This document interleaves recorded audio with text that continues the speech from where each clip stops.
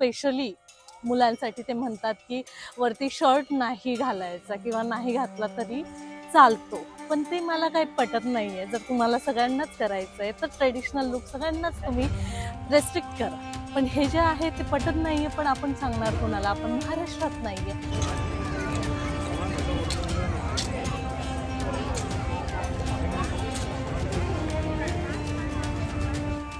Extra bed का पैसा अलग से लेते हैं। पता थे कब है 2-3 दिन बाद के ऊपर जाने के पहले वो जो कुछ है वही को इधर पर के उधर अभी दे दिया ना, बकबक मत कीजिए, चाहिए प्लीज।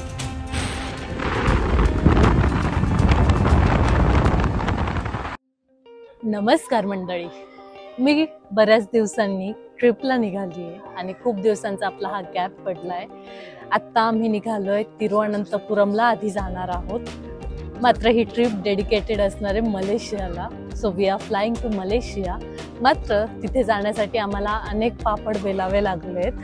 पहिले तर आम्ही ट्रेनने जाणार होतो. 2 दिवसांची 2 ते 2.5 दिवसांची आमची जर्नी असणार होती.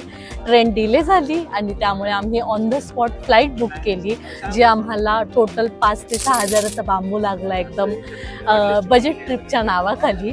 सो त्याच्यामुळे आत्ता ही सडन फ्लाईट केली आहे. आत्ता आम्ही पुण्याहून तिरुवनंतपुरमला जाऊ. 1-1.5-2 तासांचा हा प्रवास असेल. त्यानंतर तिरुवनंतपुरममध्ये आम्ही स्टे करणार आहोत आणि त्याच्या पुढचा स्पॉट हा खूप हॅपनिंग, सरप्रायझिंग आणि डिफरंट असणार आहे. तो आत्ता नाही सांगत, मात्र त्यासाठी तुम्ही एक्सायटेड असणार आहात. पण इथे आल्यानंतर, पुणे एअरपोर्टला आल्यानंतर तुम्हाला खूप केअरफुल राहावं लागतं, कारण पहिले आमची ट्रेन मिस झाली. त्यानंतर इथे आल्यानंतर मी छानपैकी मस्त आपल्या फर्स्ट इंटरनॅशनल ट्रिपच्या नावाखाली खूप सारे शॉट्स घेत होते, जे की आपल्या इथल्या सिक्युरिटींनी पाहिले.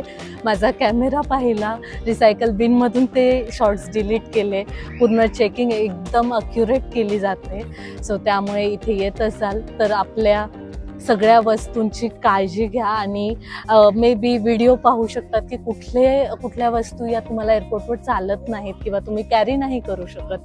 कारण आमच्या एका पार्टनरची म्हणजे अमोलची टॅल्कम पावडर असेल, छत्री असेल, ते त्यांनी जप्त करून घेतलंय आणि ते लिटरली बिनमध्ये जातं. त्याच्यामुळे आपलं खूप वाईट वाटतं. सो ही काळजी घेऊ शकता. आणि येस, तरी पण आम्ही पॉझिटिव्ह आहोत, कारण आमची ही पहिली इंटरनॅशनल ट्रिप आहे आणि we are so excited. So आता बोर्डिंग होणार आहे, आम्ही तिकडे जाऊ आणि छानपैकी तिरुवनंतपुरमसाठी रेडी होणार आहोत. So stay tune.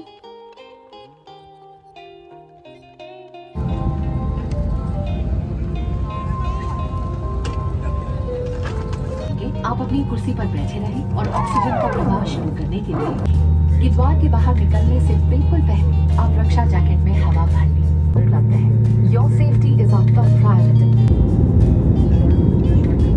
कुठे आता लॉ कॉलेजवर आपण कमला नेहरू पार्क. आता मोठा नदीच्या वर नवी पेठेवरून चालला होता. बघा दिसलं का? आता आम्ही मस्तपैकी कॉफी बाय केली आहे आणि त्यांचं म्हणणं आहे की आपल्याला कुकीज घ्यावे लागतात आणि आपल्याला कॉफी मिळते त्याच्याबरोबर. म्हणजे हे कॉम्प्लिमेंटरी कॉम्बो आहे आणि ही अशी कॉफी आता प्रवीण एन्जॉय करत आहे. में आपका स्वागत है. तर मित्रांनो, आता आपण तिरुवनंतपुरम या एअरपोर्टला पोहोचलो आहोत. आता आम्ही रूम पाहणार की आम्ही इथे वेटिंग लॉजमध्ये वेट करणार. याची आमची आत्ताची चॅलेंज असणार आहे. त्याच्यावर आम्ही कसं टॅकल करतो ते पाहणं खरंच तुमच्यासाठी जास्त शॉकिंग, सरप्रायझिंग असणार आहे. तुम्हाला जर नेक्स्ट डे फ्लाईट असेल तर तुम्ही काय प्लॅन करू शकतात ते तुम्ही कमेंटमध्ये सांगा.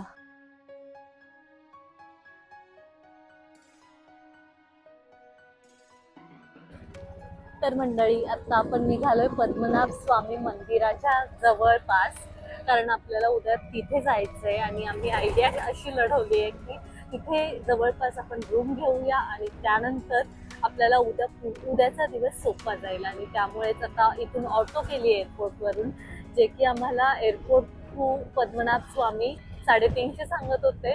मात्र आम्ही त्यांच्याशी निगोशिएट करून आणि उबर ओलाचे प्राइसेस दाखवल्यानंतर ते आम्ही 250 वर फायनल केलं. एक्स्ट्रा बेड का पैसा अलग से लेते हैं. पता थे कब है 2-3 दिन बाद के ऊपर जाने के पहले वो जो कुछ है वही बात करनी इधर चाहिए बता ना। दे के उधर बता। अभी दे दिया ना, बकबक मत दीजिए, जाइए प्लीज। आप यहाँ ये ऐसे बात मत करो। बेड दे दिया मैडम। अच्छे से पहले कैसे अच्छे से बात की थी वैसे ही करो, हमें अच्छे से जाएंगे। हाँ देंगे। हा.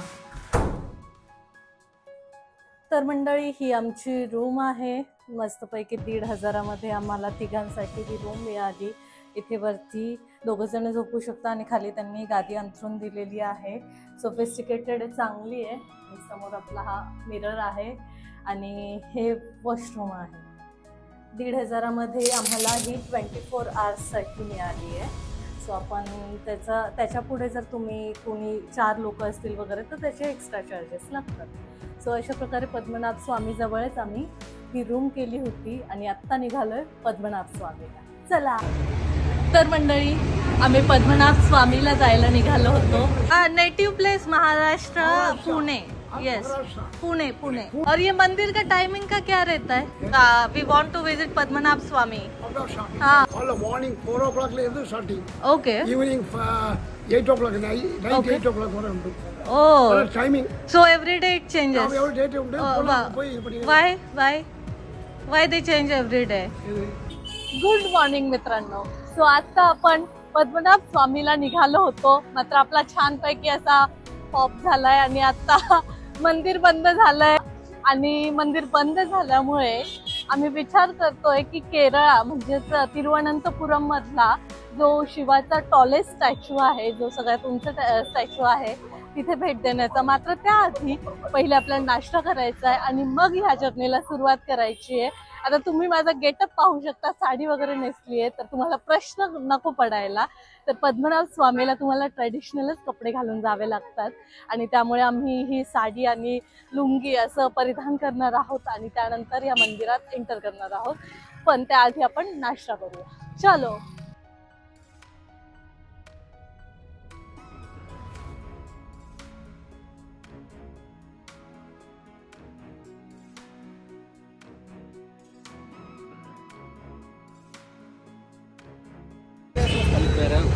प्लानिंग है वो शिवा स्टैचू आर्ट्यूअल परिश्रम है कोवलम बीच है पूरा साइज में पूरा पैकेज है। कितने का? Up end down 30-31 side 30 kilometre 30-60 kilometre. और कितना 5 आदमी का पैकेज? 5 2 ऑटो 1 ना 5 लोग ओके 5 ओके ये 1 में 5 ओके ठीक है। लेकिन 430 तक होगा क्या ये? हाँ होगा। हाँ पूरा पैकेज है और दैट और ये आप फाइनल बोलो अमाउंट, ये 5 आदमी इसमें एक में ही जाएंगे। 5 से भैया ये भैया थोड़ा एडजस्ट करना पड़ेगा। भैया ये 2 आटे बोया जास्ती पैसा हो। आपके हिसाब से बोलो, आप बोलो। चलो 700। हमने ज्यादा नहीं बोला। आधी आपल्याला गजरा घ्यायचा आहे आणि पल्लवी मॅडम ज्या हैदराबादवरून आल्यात त्या माझ्यासाठी गजरा घ्यायला आल्या आहेत। तर तुम्ही पाहू शकतात काय भारी व्हरायटी ऑफ गजरा इथे समोर दाखवते। क्या बात है, आपका नाम बोलो। अच्छा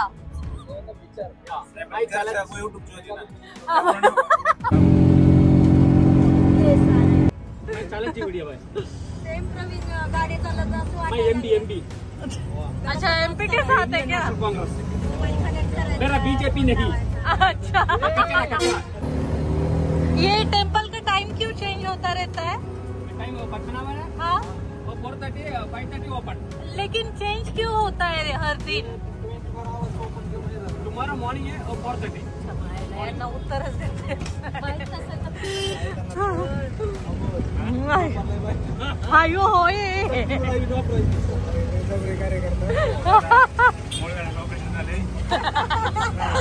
त्याला काय माहिती तुझं ऑपरेशन झालंय।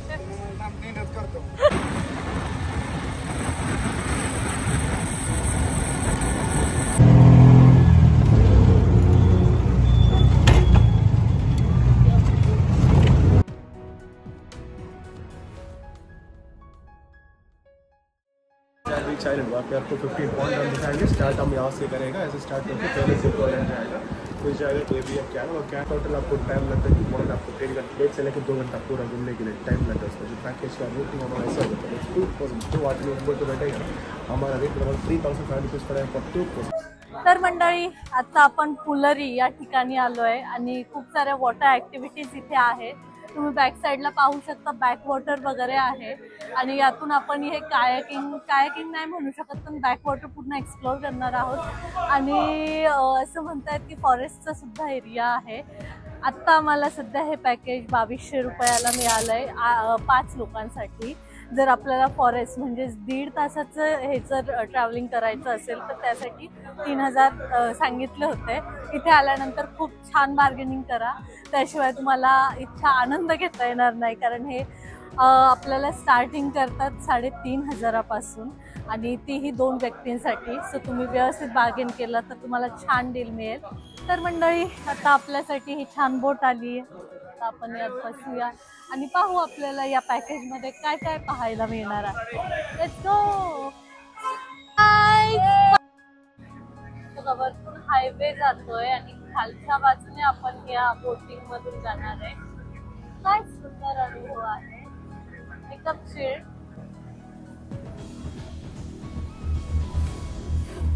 वा, पाण्याचा वेग वाढलेला आहे इथे.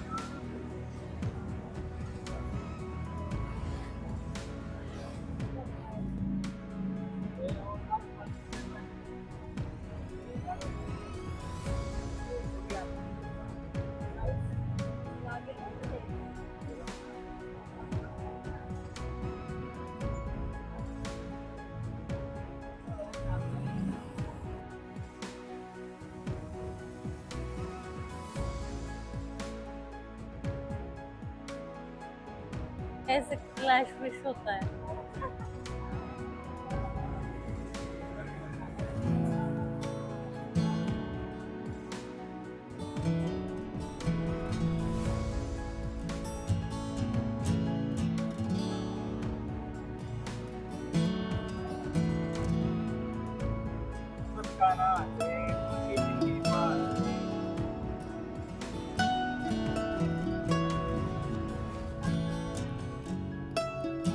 अगले का काळं पाणी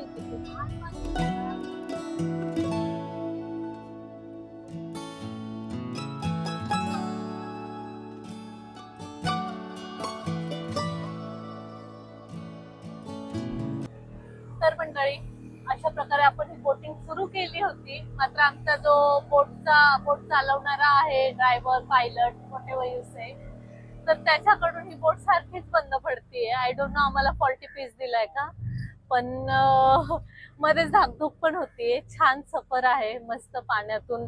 थांबा 1 मिनिट.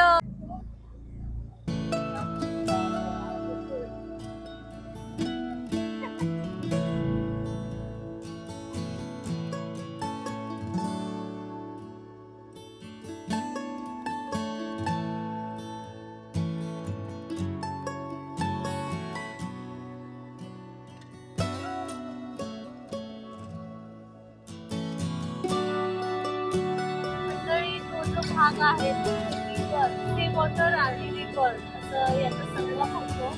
अशी ती जागा आहे जिथे ती माणसं आहेत, तुम्ही पाहू शकतात. हे आहे एलिफंट पॉइंट. पहिलं हे हॉटेल भारी आहे, इथं राहायला मिळायला पाहिजे.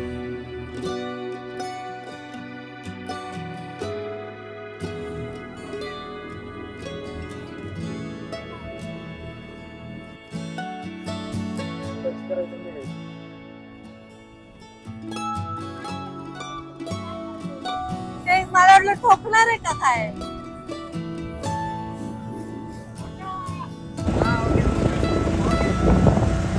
पंधरा मिनिटं राहिले ना. तर मंडळी फायनली आपण या बीचवर पोहोचलो आहोत आणि इथे आम्हाला 10 मिनिटाचा त्यांनी ब्रेक दिलाय. संपूर्ण आम्ही फिरल्यानंतर खूप वेळची तहान लागली होती. सो आता नारळ पाणी पिणार आणि त्यानंतर काही वाटलं तर ते खाऊन, आय डोंट नो 10 मिनिटात काय काय होऊ शकतं. सो 10 मिनिटात आम्ही ते सगळं उरकणार. मग वाटलं तर बीचवर जाणार आणि मग आम्ही निघू पुढे बोटिंग वगैरेसाठी. सो लेट्स सी तसं. आता मेन म्हणजे इथे आपल्याला थँक्यू ऑरेंज नारळ पाणी देत आहेत. ऑरेंज. सो आपल्याकडे ग्रीन कलरचं नारळ पाणी मिळतं.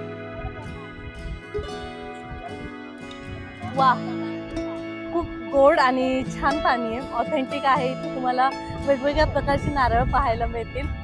आता गेटअप पाहून तर सगळेजण हसत असतील, कारण इथे बीचवर आल्यानंतर कोण साडी घालतं असा प्रश्न सगळ्यांना पडतो आणि बऱ्याच कमेंट्स येत असतात बीचवर बिकिनी का घालतात, तर आम्ही साडी घालून आलोय, सो कोणी काही बोलू नाही शकत. ठीक आहे.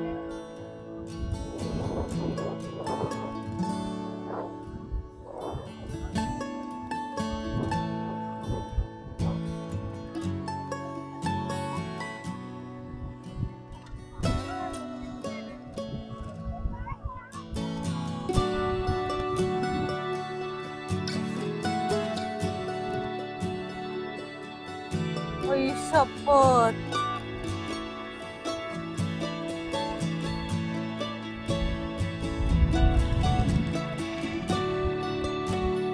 तर मंडळी, आम्ही मस्त छान ब्रेक घेतला, पाणी पिलो, नारळ पाण्याचा अनुभव घेतला आणि छानपैकी बीचवर गेलो. तिथे लाटा खूप प्रचंड होत्या आणि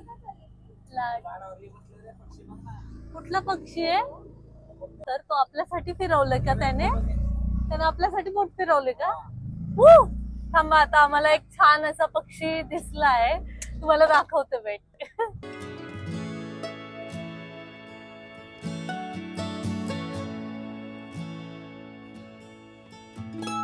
तर जर तुम्हाला पाण्याची आणि बीचेस पाहण्याची आवड असेल, तुम्ही बीच लवर किंवा पाणी ऍक्टिव्हिटीचा आनंद घेण्यास उत्सुक असाल तर ही राईड खरंच तुमच्यासाठी आहे. अदरवाईज पैसे नाही घालवले तरी चालते, कारण एका पॉइंट नंतर कंटिन्यू तुम्हाला पाणी आणि नारळाची झाडं दिसत राहतात. पण एकदम शांत वातावरण आणि शांत अनुभव येतो, अजिबात गडबड नाही, काहीच नाही. आणि आमचे रायडरही खूप भन्नाट आहेत, त्यांनी एकदा राईड स्टार्ट केली ते थांबलेच नव्हते, त्याच्यामुळे आपण कंटिन्यू या हा जो व्ह्यू आहे बॅकग्राऊंडला त्याचा आनंद घेतो.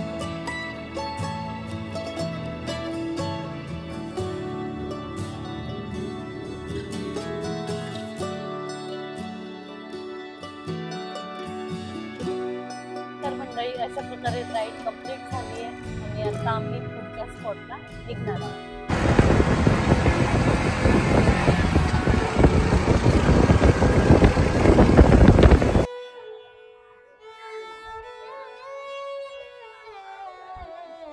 तर मंडळी, अखेर आपण इथे या अजिमाला असं शिवा स्टॅच्यूचं ठिकाण आहे आणि इथला हा स्टॅच्यू खूप उंच आहे आणि तोच पाहण्यासाठी आम्ही इथे आलो आहे. मात्र इथे सुद्धा आपल्याला वेळ आहे, टायमिंग आहे, जो की सकाळी 5 ते 9 आणि संध्याकाळी 5 ते 8 असा आहे. आणि त्यामुळेच आता आम्ही काय करायचं असा प्लॅन करतोय, कारण हा जो स्टॅच्यू तुम्ही पाहताय बॅक साईडला, जो त्रिशूळ तुम्ही पाहताय तो स्टॅच्यू तिथे आपल्याला व्हिजिट करायचं आहे. मात्र प्रॉब्लेम हा आहे की आता बंद असल्यामुळे आत तर जाऊ नाही शकत, मात्र कुठल्या तरी साईडने कुठल्या तरी कॉर्नरने आपल्याला पूर्ण स्टॅच्यू विजिबल होतो. ते ठिकाण आता आपण पाहूया. हे क्या एंट्री है?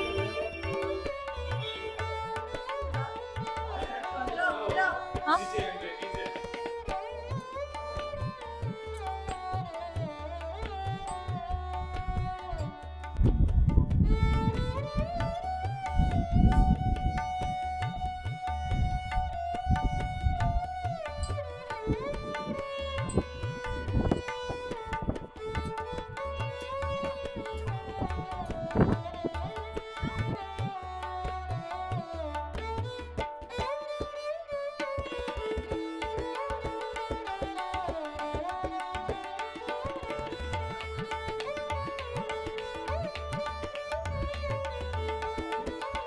तर मंडळी, अशा प्रकारे आम्हाला स्टॅच्यू तर खूप क्लिअरली पाहता नाही आला, तुम्ही पाहू शकता. मात्र जोही काही व्ह्यू असेल तो कॅप्चर करण्याचा प्रयत्न केला. आता आपण मे बी जेवण करू आणि त्यानंतर नेक्स्ट स्पॉटला जाणार आहोत. सो लेट्स गो.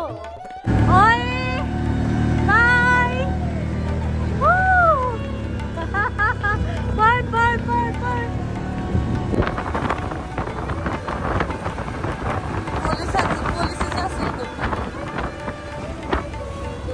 तर मंडळी, फायनली आपण अवेटिंग पॉइंटसाठी म्हणजेच पद्मनाभ स्वामी मंदिर पाहण्यासाठी इथे आलोय आणि इव्हनिंगचं टाईम आहे, आत्ता 3:30 पावणे 4 झालेत. तुम्ही येत असाल तर वेळेचं भान ठेवून आणि वेळ पाहून गुगल मॅपवर कंटिन्यू वेळ ही चेंज होत असते, ती मंदिराची वेळ पहा आणि त्यानुसार प्लॅन करा, कारण इथे येण्यासाठी आपल्याला आज जायला पाहिजे आणि हा जो टायमिंग आहे तो मॅच केला पाहिजे. सो तुम्ही माझ्या बॅक साईडला पाहू शकता, हे जे आहे ते पद्मनाभ स्वामी मंदिर आहे. सो इथे आपल्याला जायचं आहे आणि इथे आहे आपल्याला ड्रेस कोड. सो त्यामुळे आम्ही आलोय हे साडी आणि लुंगी वगैरे घालून. सो आता या मुलांकडे तर नाही आहे, सो आम्ही काहीतरी प्लॅन पाहू, यांना लुंगी किंवा काय मिळतं इथे किंवा काय पद्धत असणार आहे. मुलांसाठी स्पेशली मुलांसाठी ते म्हणतात की वरती शर्ट नाही घालायचा किंवा नाही घातला तरी चालतो, पण ते मला काही पटत नाही आहे. जर तुम्हाला सगळ्यांनाच करायचं आहे तर ट्रेडिशनल लुक सगळ्यांनाच तुम्ही रेस्ट्रिक्ट करा, पण हे जे आहे ते पटत नाही आहे. पण आपण सांगणार कोणाला, आपण महाराष्ट्रात नाही आहे. सो हे केरळातलं जे मंदिर आहे ते सगळ्यात श्रीमंत असं मंदिर आहे. सो ते पाहण्यासाठी आम्ही उत्सुक आहोत. चला.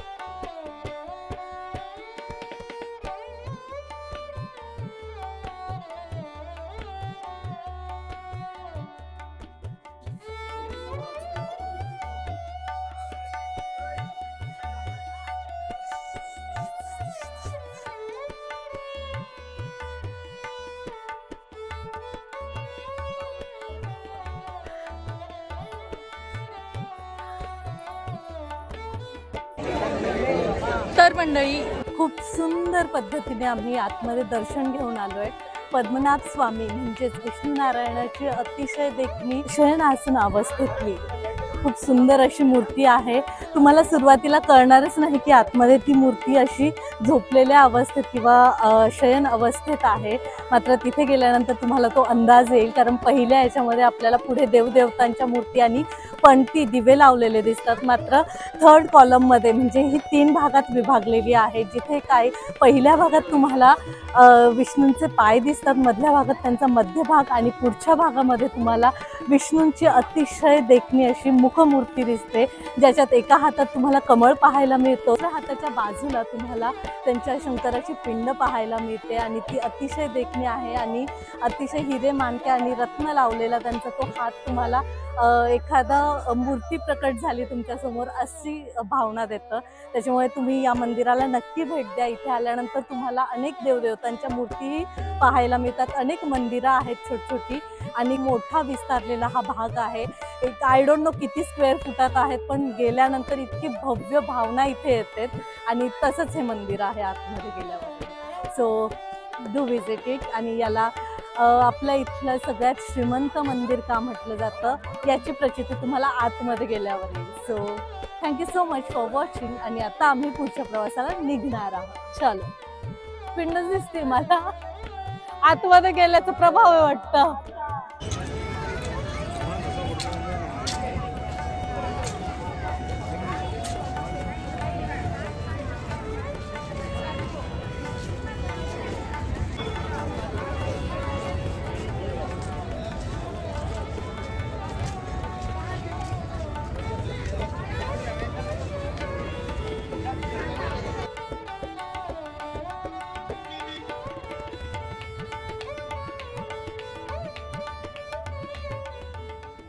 तर मंडळी, मस्तपैकी आवरून आत्ता आम्ही निघालोय इंटरनॅशनल एअरपोर्टकडे.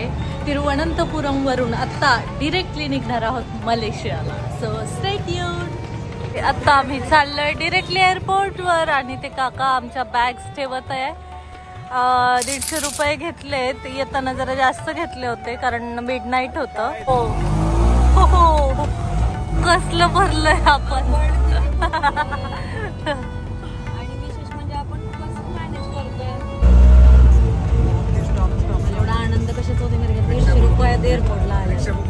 तर मंडळी, फायनली आम्ही आता या तिरुवनंतपुरम या इंटरनॅशनल एअरपोर्टला पोहोचलोय आणि directly we are flying to Malaysia.